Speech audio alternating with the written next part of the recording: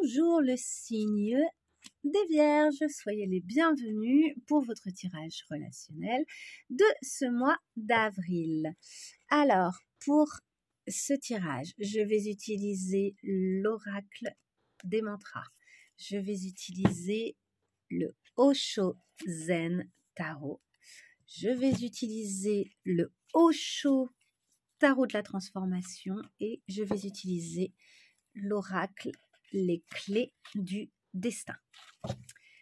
Et c'est parti, je prépare votre tirage. Comme d'habitude, ne prenez que si ça résonne. Hein. Et le sujet, c'est vraiment qu'est-ce que vous pouvez attendre de cette relation sur laquelle vous vous questionnez. Je prépare le tirage. Le tirage est prêt, mais alors avant de commencer, je vous montre directement les dos de deck, la sagesse de l'humilité et le lâcher prise. Et alors ça me fait halluciner parce que les deux sont sortis. Je me demande si la sagesse de l'humilité elle n'est pas sortie déjà dans les deux premiers tirages. Et le lâcher prise vient de sortir juste avant pour les scorpions. Là, alors peut-être que vous avez un lien avec des scorpions, avec des taureaux, à vous de voir.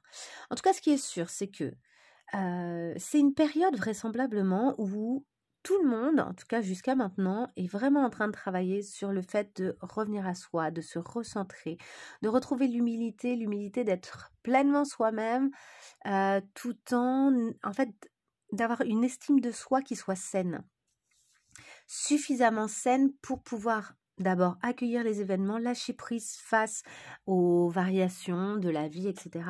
et aux variations peut-être des relations, et en même temps avoir une estime de soi qui est suffisamment bonne pour pouvoir faire les choses qu'on a envie de faire tout en étant très humble et finalement être à la hauteur de ses capacités. Donc là, il y a quelque chose où les gens arrêtent, j'ai l'impression, de s'effacer ou enfin, en tout cas, il y a vraiment cette intention-là, tout en étant très humble. Il y a beaucoup de travail sur une estime de soi juste. Donc, c'est très joli. Alors, on y va. Qu'est-ce que cette personne représente pour vous, là, les Vierges? Évidemment, si ça ne résonne pas, tout ce que je vais dire, c'est que ce n'était pas pour vous et tout va bien. Cette personne représente l'écoute des guides et des anges et l'épuisement. Cette personne représente quelqu'un qui... Alors, il y a plusieurs choses qui viennent. Soit cette personne, elle vous semble très fatiguée, elle aurait besoin de se reconnecter, d'entendre ce que autour d'elle on lui dit, de s'apaiser aussi, parce qu'il y a un côté très guerrier dans cette carte, de retrouver une espèce d'apaisement, quoi, et de s'autoriser du repos. Soit cette personne est quelqu'un qui vous aide justement à conscientiser le fait que vous êtes épuisé et que et c'est une personne qui vous permet de vous autoriser en fait, de prendre conscience de ça et peut-être d'entendre les bons signaux en fait, d'entendre ce que vous disent soit vos guides, vos anges, soit votre instinct. Dernière chose, peut-être que c'est une personne qui représente une forme d'épuisement, c'est-à-dire que à son contact, vous avez plus de mal à recevoir vos conseils de vos guides, de vos anges, etc., ou de l'univers, hein, à vous de voir quelles sont vos croyances, ou de votre intuition tout simplement. Vous êtes un peu déconnecté de vous parce que vous êtes fatigué, parce que cette personne vous prend peut-être un peu trop votre énergie. Qu'est-ce que cette personne pense de vous? Nous avons se relier les uns aux autres. On retrouve la notion de guide, le guide et la plénitude. Cette personne vous voit un peu comme un guide. C'est peut-être pour ça que cette personne-là vous fatigue, en fait. Il y a un côté où elle attend peut-être de votre part que vous lui montriez le chemin pour mieux se relier avec, alors déjà avec elle, mais avec les autres aussi. Enfin, il y a un truc comme ça. Et peut-être que ça vous fatigue. Et cette personne, elle pense que vous êtes quelqu'un de bien, qui est capable de se relier, qui est vraiment quelqu'un qui peut guider les choses et qui peut apaiser, qui peut l'apaiser en fait, qui peut apaiser les choses.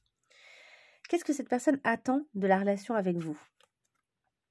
connexion à la conscience universelle. On est beaucoup dans du spirituel, mais ces cartes sont très spirituelles, hein, les cartes, l'oracle des mantras de toute façon. Et l'ajournement, elle attend de vous que vous différiez, en fait, que vous lui permettiez une connexion encore plus grande à une forme de conscience, mais pas forcément dans la minute. Elle attend de vous elle attend de vous une part de patience. Et parce que peut-être qu'elle sent aussi qu'elle vous épuise et qu'elle vient prendre une énergie qui n'est pas la bonne à un endroit. Et elle espère que vous serez patiente, et que vous lui laisserez la possibilité de vous prouver peut-être qu'elle vaut la peine. Ensuite, quelle direction prend cette relation? Nous avons 4 cartes là, il y en a beaucoup qui ont sauté. Se libérer du perfectionnisme, l'état d'être au-delà de l'identité. Ok. La participation et la confiance. Ok, quelque chose se rééquilibre. Il est probable qu'à terme, quelque chose soit plus équilibré dans cette relation, que chacun fasse sa part ici avec la notion de participation, que l'autre personne peut-être qui au début vous prenez trop votre énergie, à terme finalement, elle ose se lancer et faire sa part.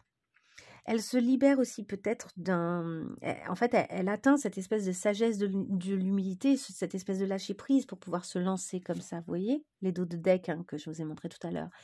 Il y a une espèce de lâcher prise et d'humilité au bon endroit qui fait que son estime d'elle-même est juste et que du coup, il y a une libération d'un perfectionnisme.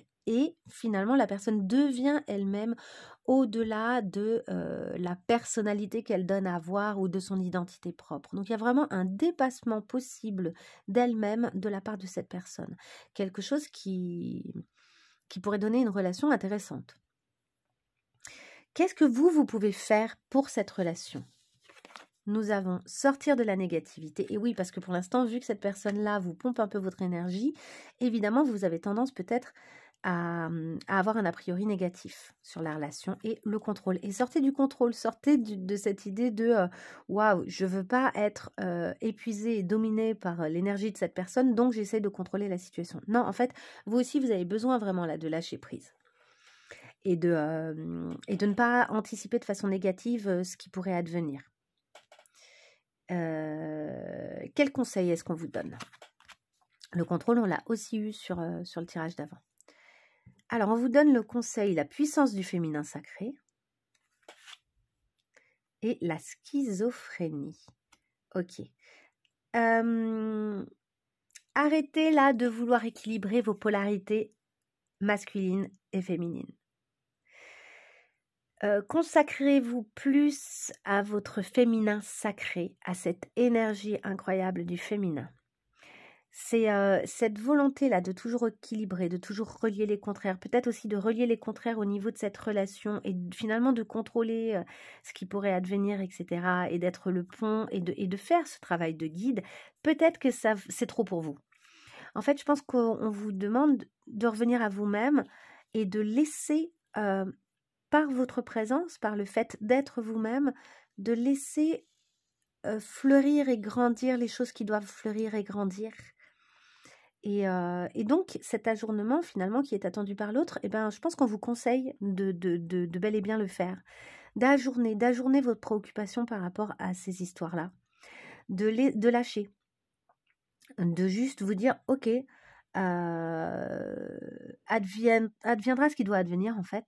Moi, je m'occupe de moi, je laisse grandir en moi ce qui doit grandir en moi et s'exprimer ce qui doit s'exprimer en moi pour ne pas devenir complètement schizophrène et pas être en train de penser constamment à tout et à son contraire, en fait. Ici, il y a aussi l'idée de calmer un peu le mental, hein, je pense. Alors justement, on va aller tirer une autre carte, c'est pour les vierges, au mois d'avril, au niveau relationnel. Est-ce qu'on peut avoir une petite carte qui nous donnerait des indications supplémentaires? Ouf, elle a sauté. la pensée créatrice. Donc pour moi, c'est un peu ça, cette puissance du féminin sacré qui est le créateur, qui est un peu l'impératrice dans le tarot, vous voyez. Et on a celle-ci qui voulait venir aussi, qui s'est d'ailleurs carrément pliée. Et vivre totalement. Et oui, vivez totalement votre féminin sacré et la pensée créatrice qui va donner des choses intéressantes. Laissez germer les choses qui vont devoir germer en fait. Soyez juste le réceptacle de cette énergie qui est en vous. En dos de deck, nous avons au-delà de la famille nucléaire. Oui, c'est peut-être quelqu'un qui ne fait pas partie de la famille, mais qui peut-être indirectement en fera partie d'une façon ou d'une autre. Ok, est-ce qu'on peut avoir une dernière carte, une carte conseil pour les vierges? Ouf, elle a sauté aussi. Bah voilà, la neutralité dans des jeux de pouvoir. Sortez des jeux de pouvoir. Lâchez vraiment la notion de contrôle. Et c'est ça qui vous épuise. C'est de vouloir contrôler, être cette personne, être un peu cette... comment ça s'appelle c'est l'empereur en fait, être l'empereur quoi, être celui qui va gérer, contrôler, stabiliser, être ce guide hein, aussi. Hein. L'empereur c'est aussi le guide parce qu'on croit en lui quoi. Et parce qu'il ose être le leader, vous voyez. Mais en fait, on vous demande là de ne pas être le leader. Dans cette relation, de lâcher cette position de guide et de revenir vraiment à vous. Et en dos de deck, on vous dit contentement, rayonne de gratitude, il y a de quoi. Donc, voyez revenir à chez vous, l'intériorité, l'intérieur de chez vous, cette petite serre qui permet de faire pousser les graines dont je vous parlais tout à l'heure. Voilà, revenez vraiment à vous, en fait, là. Dans cette relation, c'est juste ça qu'on vous demande. Soyez humble. La sagesse de l'humilité, là, elle vous est aussi apprise par le fait de lâcher cette position de guide qu'on a envie de vous donner. Lâchez ce truc du guide. Ok, je vous laisse avec ça. J'espère que ça vous aura parlé. Si vous êtes nouveau sur la chaîne, n'hésitez pas à vous abonner. Et pour tous, évidemment, mettez-moi un petit like si ça vous a plu ou un petit mot si ça a résonné pour vous. Ça me fait toujours très plaisir de vous lire. Et je vous dis à très bientôt pour d'autres tirages. Au revoir.